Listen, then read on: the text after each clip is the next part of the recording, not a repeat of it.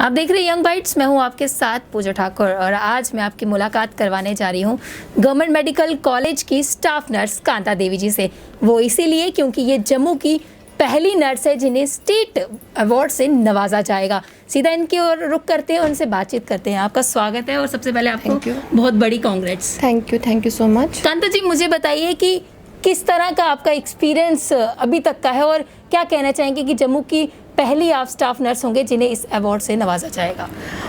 ये हमारे लिए बहुत प्राउड का मोमेंट है, मेरे लिए भी और पूरी नर्सिंग कम्युनिटी के लिए भी, बिकॉज हमारे काम को कभी रिकग्नाइज़ नहीं किया गया और ये बड़ी खुशी की बात है कि नर्स वर्ड को किसी ने रिकग्नाइज़ किया, उसके काम को उन्होंने सम्मान दिया है। जी, पेशेंट्स की बात की जाए तो जब वो ठीक होते हैं तो ज़्यादातर डॉक्टर्स का धन्यवाद करते हैं, जो कि जायज़ भी है, लेकिन कहीं ना कहीं सबसे ज़्यादा जो रोल रहता है वो नर्सिस का रहता है। क्या कहना? एक्चुअली हम डायरेक्टली प्रोपोर्शनल है एक दूसरे के। Doctors and sisters are directly proportional to each other. वो हैं, हम हैं तो वो हैं। वो लिखते हैं, हम उसको इम्प्लीमेंट करते हैं। तो ये अपनी अपनी सोच है, लेकिन हम तो अपना काम कर ही रहे हैं। कई बार हम ऐसी चीज़ें दिखाते हैं कि जहाँ पर पेशेंट की कहीं ग्रीवेंस होती है वो भी हम दिखाते हैं, लेकिन आज हम बात करेंगे कि नर्सों की किस तरह की ग्रीवेंस रहती है। पेशेंट्स तो अपनी बात मीडिया के सामने ले आते हैं, लेकिन कई बार ऐसा होता है कि नर्स को कहीं ना कहीं समय नहीं मिल पाता, यहाँ ये कहेंगे कि उनकी बात की सुनवाई नहीं होती है। क्या कहना चाहेंगे? एक्चुअली पब्लिक जो है अपने अपने बिहेवियर, अलग अलग बिहेवियर हर किसी के, और हम हर किसी अलग अलग पर्सन से जब डील करते हैं उनका अपना बिहेवियर होता है। हमें खुद समझना पड़ता है कि किस टाइप का इंसान है, इसका बिहेवियर कैसा है, उसको कैसे डील करना है। काफ़ी मैनी टाइम्स हमें लोग थैंकफुल भी रहते हैं, पर्सनली में कह के जाते हैं जब वो डिस्चार्ज होते हैं। समटाइम्स डेथ के टाइम पे भी वो कहते हैं कि नहीं सिस्टर जी आपने बहुत अच्छा किया, हम ये हमारी किस्मत थी या जो हुआ। बट समटाइम्स ऐसे लोग आते हैं कि बड़ा रूड बिहेवियर करते हैं, बड़ा बदतमीज़ बोलते हैं हमें, लेकिन वो सब बातें हमारा डेली रूटीन का हिस्सा बन चुकी हैं। हम इतना इसको अभी सीरियसली नहीं लेते हैं, बिकॉज ये लोगों का एक नेचुरल बिहेवियर है। दुख के टाइम पे आते हैं, दुखी होते हैं, 2-4 दिन के बाद वही लोग हमारे साथ बहुत अच्छे से हो जाते हैं। तो एक इनिशियली पार्ट होता है ये लोगों का। कोई एक ऐसा वर्स्ट एक्सपीरियंस जो आप हमारे साथ शेयर करना चाहेंगे, जिस तरह से पेशेंट या अटेंडेंट की बात की जाए जो आपके साथ ऐसा या कई सारी नर्सेज ने आपको बताया? मैनी टाइम्स ऐसा हो चुका है। Once I was there, incharge रही मैं इमरजेंसी आईसीयू में, तो बहुत ट्रेजिडी हुई थी एक फैमिली के साथ, बहुत ज़्यादा ट्रेजिडी। अब मैं नाम नहीं लेना चाहूँगी।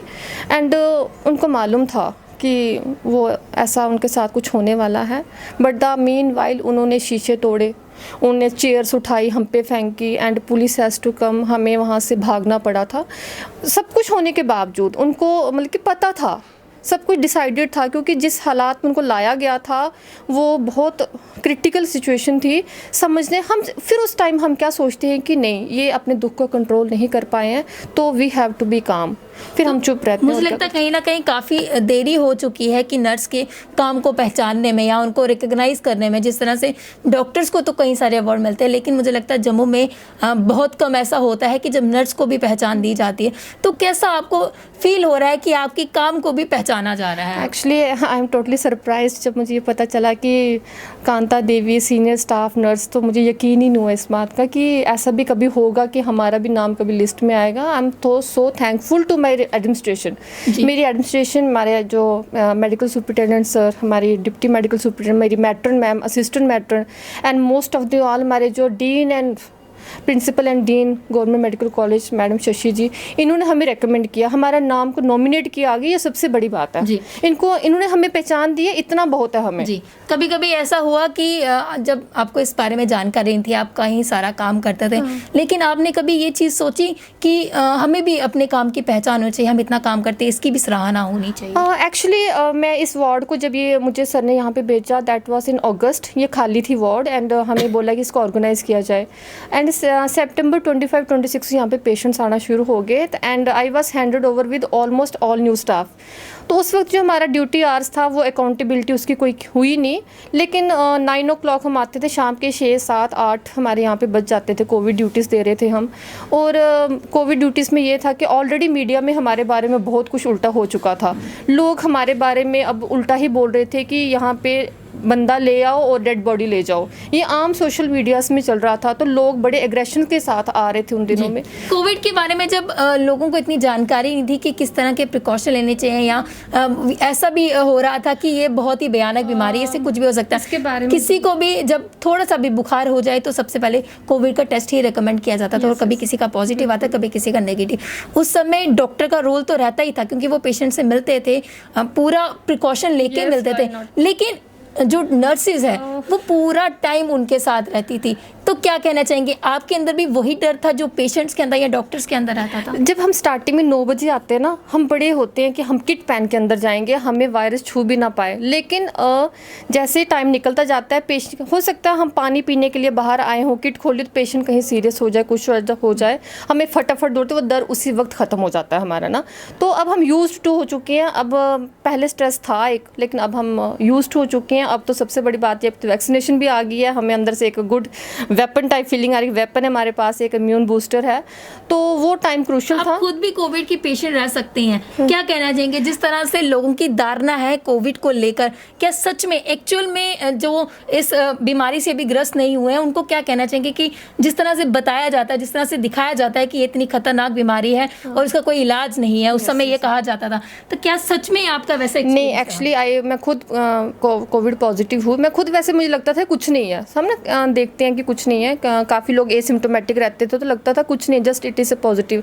जब हम खुद हुए पॉजिटिव, मैं 8 दिन मुझे फीवर रहा, एंड नवंबर में 5 को मैं नेगेटिव हुई थी, और बड़ा टफ टाइम था मेरे लिए वो। मुझे लगा था कि एक टाइम में मैं हॉस्पिटलाइज हो जाऊंगी, एंड ये है, कोविड है।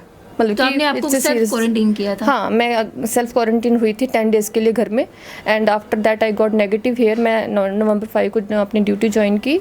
और कोविड वाकई एक बड़ी ख़तरनाक बीमारी है। मैंने यहाँ पे पेशेंट्स देखे हैं, जो यंग पेशेंट्स हैं, आते हैं और बड़ी मौत के मुंह से वापस जब वो घर जाते हैं, वो बड़ी क्रूशियल स्टेज से गुजर के जाते हैं, and it's a very deadly disease.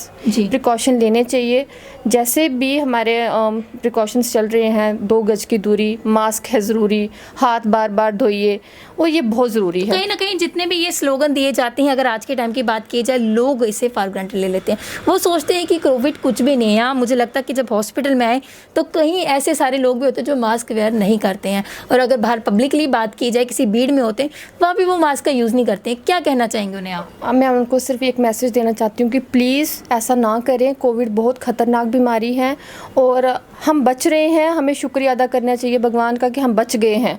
लेकिन जिनको ये होती है, ये बहुत क्रूशल स्टेज से गुजरते हैं, कुछ तो अपनी जान गंवा देते हैं, और जो बचते हैं वो 4-6 महीने तक तो वो रिकवर ही नहीं कर पाते, उनके लंग्स जो हैं।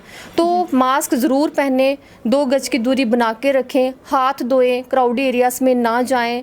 मैं यही कहना चाहती हूँ। तो कई सारी डिफ़िकल्टी जो है एक नर्स को फेस करनी पड़ती है, जिस तरह से ये सीनियर स्टाफ नर्स है, और इन्हें स्टेट अवार्ड से जो है नवाजा जाएगा बहुत जल्दी। लेकिन इन्होंने अपना काम आपको बताया कि किस तरह की इनको प्रॉब्लम जो है वो फेस करनी पड़ती है, जहाँ पर पेशेंट्स कहीं ज़्यादा सफ़र करते हैं, वहीं कहीं ना कहीं एक नर्स जो है वो भी पेशेंट्स के साथ सफ़र करती है।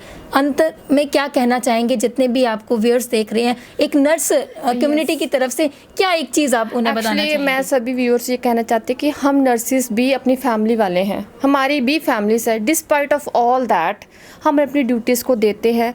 काइंडली हमारे साथ रूड ना हो, हमारे साथ कोऑपरेट करें। हम आपके दुश्मन नहीं हैं, हम आपकी सेवा के लिए यहाँ पे हैं। हम पूरी कोशिश करते हैं। मेरी पूरी सिस्टर्स ने ओवर स्ट्रेस ड्यूटीज़ दी हैं, कोविड ड्यूटीज़ को, एंड इनकी फैमिलीज़ थी, इनके छोटे छोटे बच्चे हैं घर में, बिना उस चीज़ को अपने साथ लिए इन्होंने अपनी ड्यूटीज़ को निभाया है, आगे भी निभा रही हैं। तो हमारे साथ कोऑपरेट करें, और जो प्रिकॉशंस दिए गए हैं कोविड के, इनको प्लीज़ स्ट्रिक्टली फॉलो करें। बहुत बहुत धन्यवाद हमारे साथ जुड़ने के लिए, और आपको फिर से कांग्रेट्स। तो हमारे साथ कांता जी जुड़े थे, उन्होंने साफ तौर से कहा कि एक नर्स को किस तरह की प्रॉब्लम फेस करनी पड़ती है, और जिस तरह से डॉक्टर्स पेशेंट के साथ जुड़ते हैं उससे कहीं ज़्यादा जो है नर्सेज जो है वो पेशेंट के साथ जुड़ती हैं। इन्होंने यही अपील की है सभी पेशेंट से, जितने भी पेशेंट होते हैं उन्होंने यही अपील की है कि हमारे साथ कोऑपरेशन किया जाए। अगली अपडेट लेकर फिर मैं हाजिर होंगी, तब तक के लिए आप देखते रहिए यंग बाइट्स।